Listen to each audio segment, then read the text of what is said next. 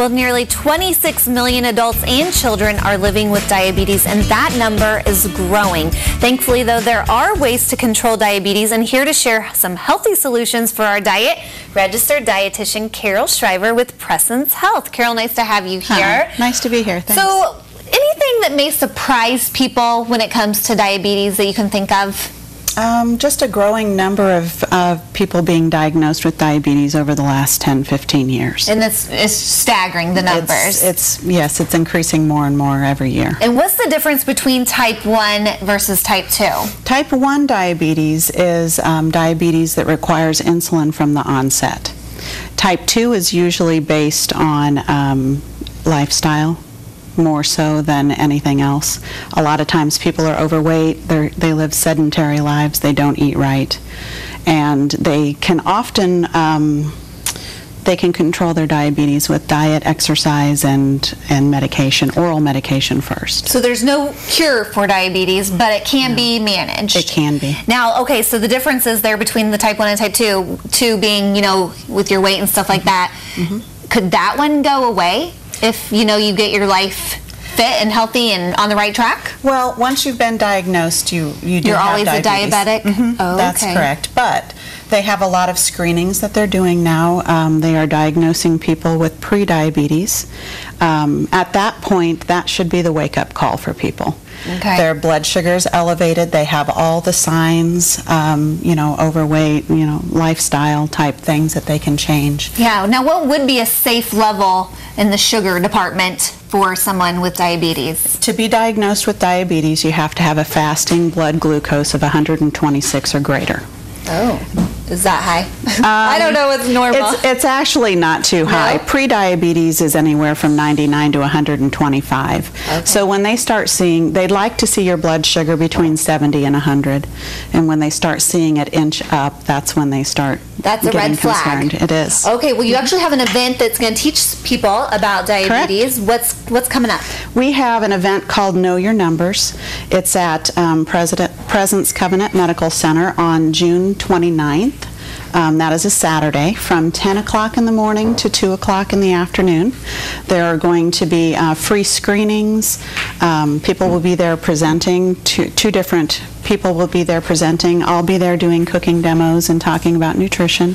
There'll be giveaways and lots of fun things. All right, and we're going to have some fun here because you mentioned you're going to be cooking on at the event. So you've brought a recipe to share today. What are we going to be making? Today we're going to make coconut curry chicken wraps. Oh, that sounds very clean. It is. We've been talking clean foods here lately, so it sounds clean to me. So where do we start? Well, we're going to start with the chicken over there. Okay. Now, I did say that this is a no-cook meal, and it can be a no-cook meal. You can use cooked chicken. If you'd like to use canned, you can. Oh. If you'd like to use rotisserie chicken, I love that idea. Pick that up at home, you can. So it takes 2 cups of chicken. Just dump it in here? Dump it in there. Okay. It's a one-dump recipe. I love that. So simple. Now, there are onions, green peppers, and red peppers that are added next. Okay. That, again, is something that if you don't want to chop for yourself, you can get them in the produce section or at any salad bar. Yeah. Okay.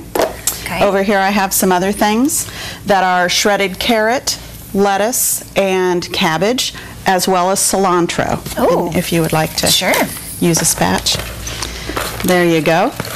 And again, all of these things are pre-cut. If you don't want to cut them yourself, you can go ahead and just pick those things up at the produce aisle. All right. Keeping it simple. Okay. Now, one thing I always do is anytime a recipe calls for vegetables, I always double the vegetables. Oh, I because it increases the volume and the nutrients without and the fiber, maybe? Without increasing calories. Okay. Chickpeas come next. Oh, and that's just, you find those in a can, right? Can, yes. You can get them in a can. Yes, and I rinse them off well.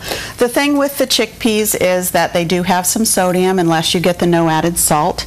Okay. If you rinse them, you can take about 1/3 of the sodium off. As you're rinsing. I didn't see that at all, no. That's all right.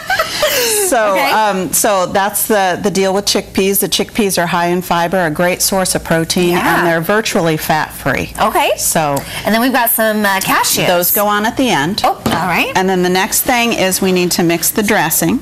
And what goes in that? The dressing is actually of Greek yogurt, a low-fat Greek yogurt. It also has peanut butter. It takes a cup of coconut milk. Oh, I've never seen it in a can like that. Coconut milk? Yeah, I've always seen it in like the box, I guess. I get the light coconut milk. That's kind of full. And then we'll have to mix this up, and this is basically the dressing. And then we're just going to pour that over here. That's right. And then we've got some toasted coconut and rice and the cashews.